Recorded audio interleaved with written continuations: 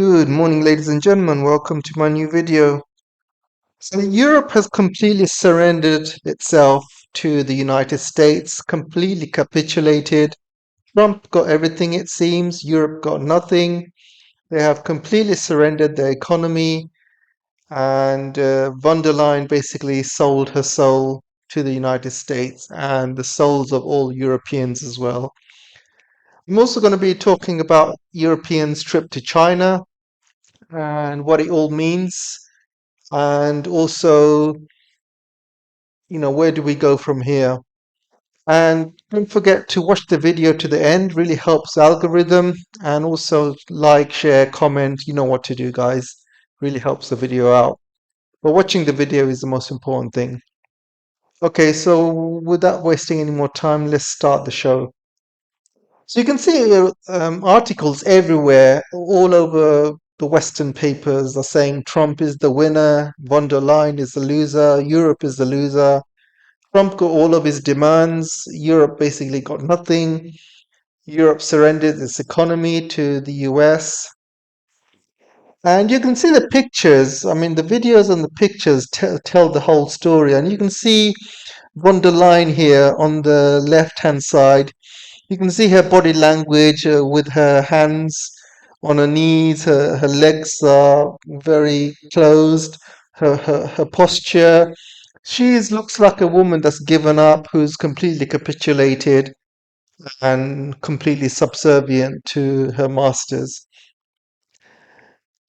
It's a big change comparing von der Leyen to, her China trip, which was a day before she met Trump. And it's a completely different thing when she went to China. When she went to China, she was, first of all, it was really funny because they landed, when they landed, they got picked up by a bus, and the bus basically took them to the meeting point. And it was so hilarious. Nobody greeted them at the airport. There was no red carpet, and it was a humiliating act for the Europeans.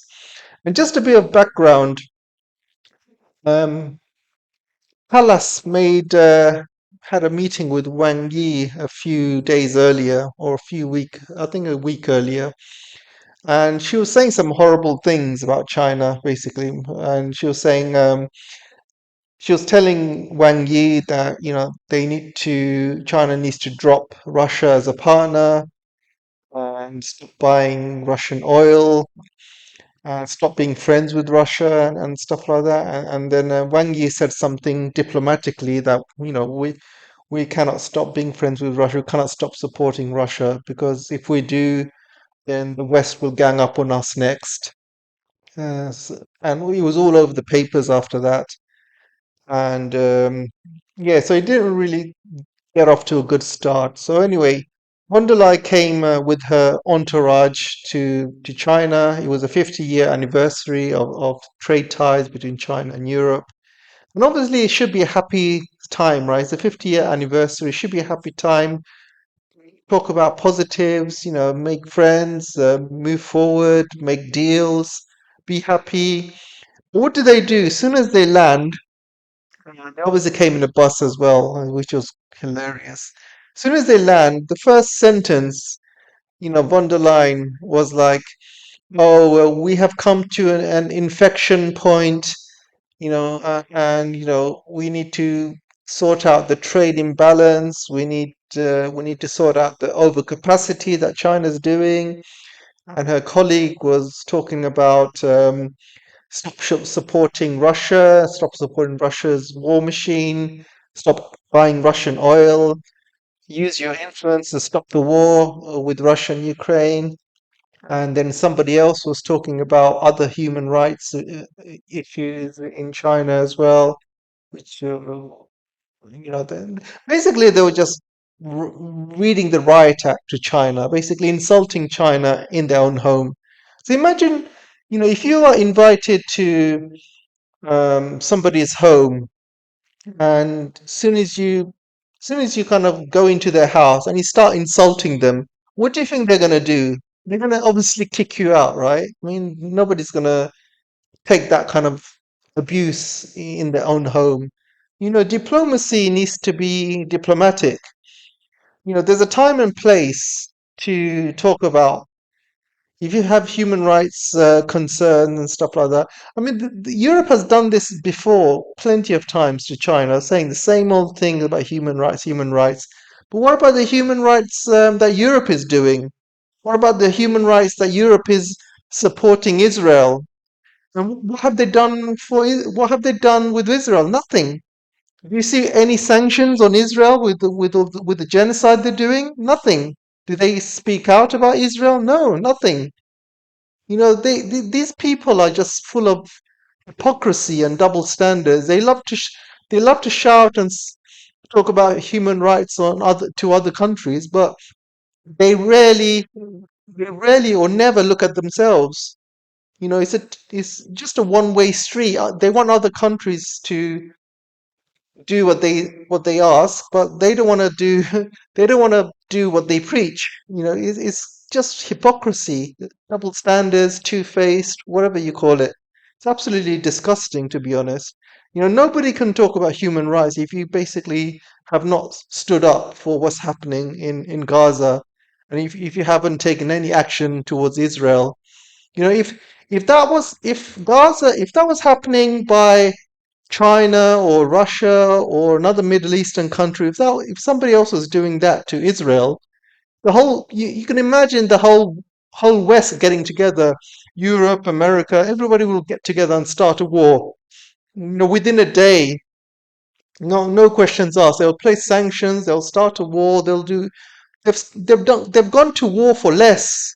They've gone to Libya, uh, basically bombed Libya because they came out with this fake story about soldiers picking up babies from incubators or something like that. But what's happening in Gaza is much worse. Hospitals are being bombed, kids are being killed, starved. But nothing. They don't mention anything about that. It's absolutely hypocrisy. Anyway, the EU decided to talk about human rights to China, talk about trade imbalances, talk about you know, overcapacity, all these crappy words, fancy words that von der Leyen was saying, and suddenly she's got the courage. She's got the courage in front of Trump. She's like a timid little cat, timid little chihuahua. You can see how timid she looks in front of Trump. Very submissive. But in front of China, she's got the whole entourage and she's given the big lip.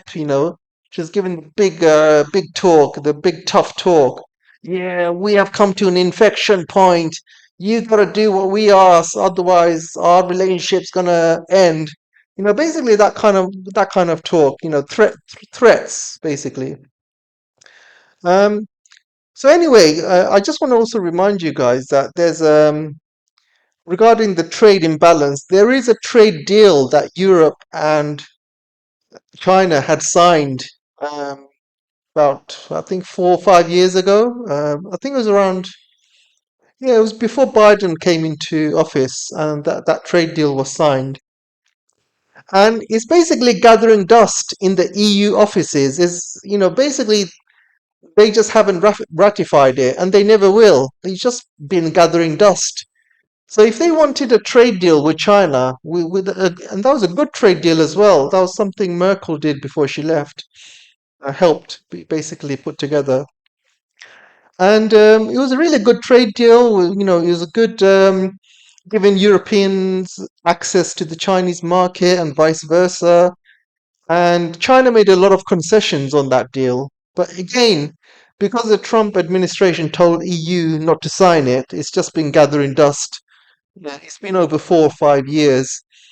And if you ask the Europeans how what's happening to that trade deal, and they always come up with the same answer, saying, "Oh, we're looking at it, we're looking at it." Well, it's been 4 or 5 years.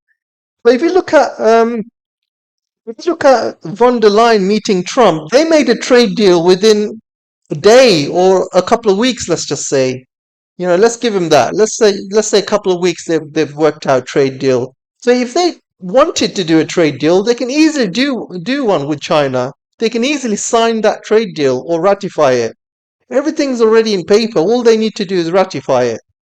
They can easily do that, but it's waiting 4 or 5 years. But except when you meet Trump, you suddenly are able to do trade deals within a day or maybe a week or a couple of weeks. It's absolutely ludicrous, guys. Absolutely ludicrous. So anyway, she didn't get much out of China, by the way. That summit was supposed to be running for 3 days, and China cut it short to one day because they knew that von der Leyen and her merry men and women would suddenly start talking about, all these, threats and human rights and all these buzzwords that they love throwing to other countries. So you got cut to a day. No deal was signed. Nothing was signed. They went back in the bus, went back to Europe, and the next day, instead of von der Leyen bringing her whole entourage, she's basically come by herself, meets Trump in Scotland because Trump was in Scotland that day. She comes by herself, meets Trump, no entourage with her this time, and she's timid as a little fox. And she's like, "Yes, Daddy, whatever you say, Daddy, we want to give you everything." She basically gave up all of European economy, everything Trump wanted. So it's basically 600 billion Europeans will have to pay to America. And Trump has come on an interview saying this 600 billion, we can do what we want with it. That's money coming into the American economy. Europe also agreed to buy hundreds of billions worth of weapons. They agreed to buy hundreds of billions worth of extra oil and gas from America, LNG. And they also agreed 15% tariffs on EU goods going into America, but 0% tariffs of American goods going into EU. So I think a lot of you might say that, oh, it doesn't matter because it's the Americans that pay the tariffs. It really doesn't matter. Well, let me tell you something, guys. Everybody says that, but everybody is wrong. That's not how trade um, deals work. That's not how things work because I will explain to you how it really works.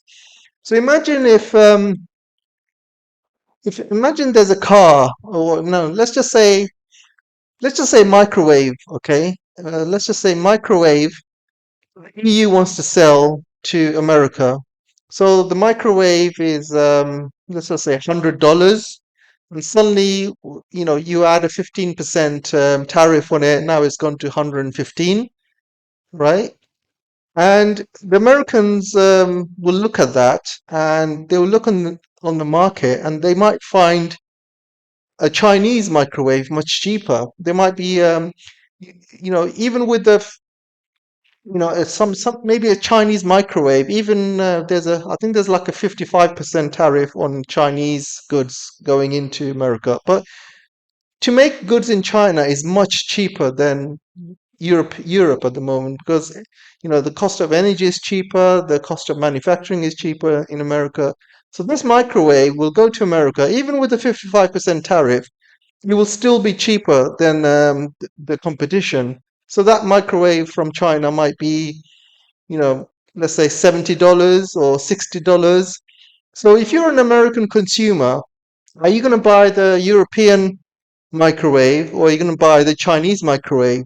So this tariff that has been added on European goods, on all European goods, by the way, basically prices out a lot of European goods. The American consumer will rather buy something cheaper. So they'll buy it from China, they might buy it from Vietnam or maybe Mexico. There's cheaper alternatives out there which are better quality, better price.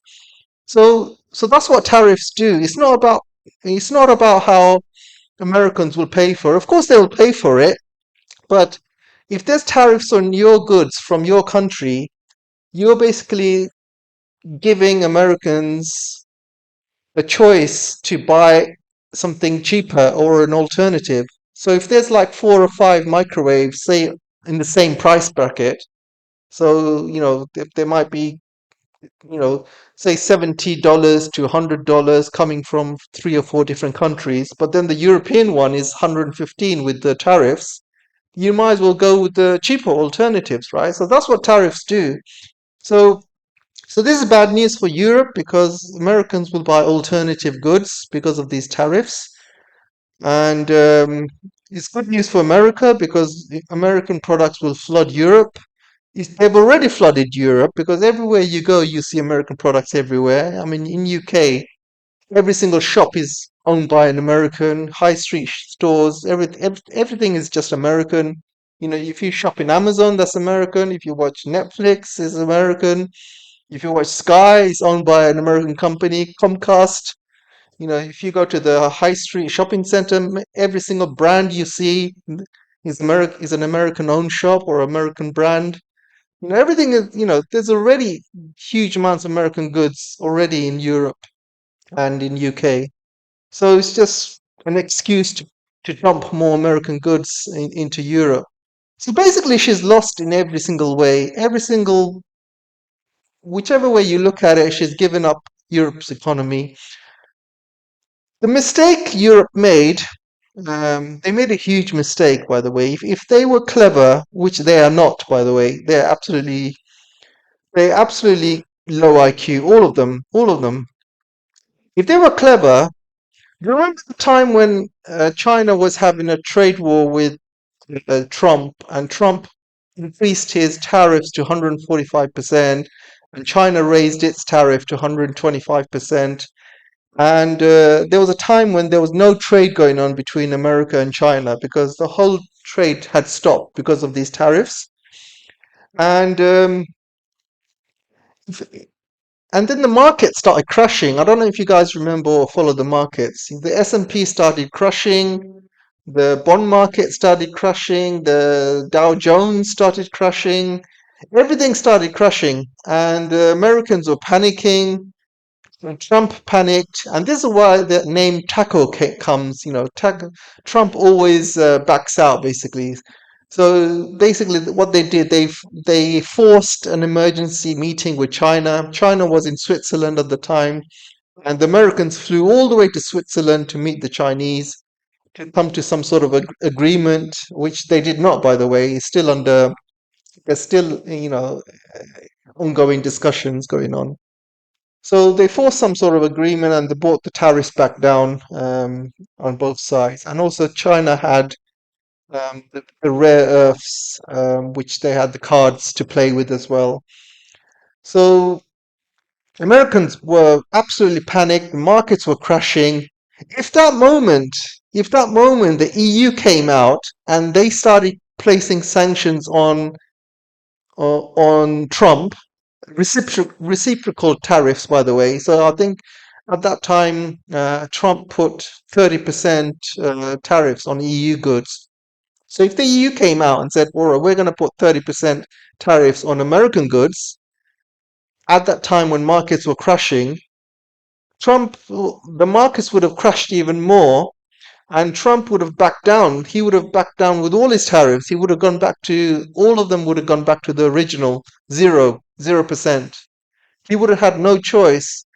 So if EU played smart, they they could have taken down Trump's ridiculous tariff war easily, because Europe and China are the only two biggest markets that could take down the American, economy. So if Europe played it smart, they really could have taken down Trump and the economy, but they didn't. They just did nothing. And it's only China out of the whole world that's only fought back. The rest of the world hasn't really fought back. So if China and Europe actually got together and placed sanctions together, and then you would have given the rest of the world a lot of confidence, and the rest of the world would have done the same. You would have guaranteed Canada would have done the same, and even India would have done the same, and Vietnam and Malaysia, they all would have done the same. They all would have placed sanctions on America. And American economy would have just collapsed overnight. And Trump would have been forced to go all the way back to 0%. Even, his idea would have been thrown out the window. So That's the thing, really. Europeans are not smart. They're not. They don't have that critical thinking. They don't have that street smart common sense. And von der Leyen, she's probably the most useless European Commission leader in the history of the EU. And this woman was voted twice, by the way, by these Europeans, these ridiculous Europeans. They voted her twice. And there was also a vote to kick her out as well. There was a confidence vote a few weeks ago. Again, she passed with flying colors. So who's to blame here? It's not von der Leyen to blame. It's all these Europeans put her in power. All these, I'm not talking about the European people. I'm talking about the people who vote in the European Commission. These these PMs and presidents of the European Union, and the ones who voted, they put her in power. So she is single-handedly destroying all of the economies. All of the economies she's been destroying. And she comes out with ridiculous statements, like, for example, when Russia was fighting Ukraine, she was saying that Russia was taking chips out of washing machines. Russia was losing. Russia, is going to run out of missiles by next week. All of these ridiculous statements she was making. She was saying, "Oh, the Russian ruble will turn into rubble." And then she started fighting against China. She started saying, "Oh, we're gonna de-risk from China." And China is doing overcapacity. China is having human rights issues. All of this stuff. She's basically doing America's job. I think she's an agent from America. She's basically doing America's job. She's not looking after, European interests. She's looking after American interests. That's what she's doing. So anyway, she basically surrendered Europeans' economy. Europe is already broke as it is. It's already broke, and now she's pretty much given away anything that Europe has had, any sovereignty, any kind of power. This is not the Europe 20 years ago. 20 years ago, Europe was a lot more powerful. And I remember, Europe placed sanctions on America. I think there was a sanctions war between Boeing and Airbus. They both placed sanctions on each other. Um, at that time, Europe had cards. They had cards they could play. But now they've got no cards. And I think the reason Europe has basically capitulated, and this is my honest opinion, I think it's because of Ukraine. I think maybe Trump basically threatened her, saying, "Look, if you guys do not capitulate, we will pull out of Ukraine. You guys will be left with the bill. We will basically wash our hands out of Ukraine. We will not support it anymore." I think maybe it's got to do something like that. I think behind the scenes, Trump may have threatened von der Leyen with that. And that's why Europe capitulated. That's my honest opinion. I think that's why it's so shocking why Europe capitulated like that.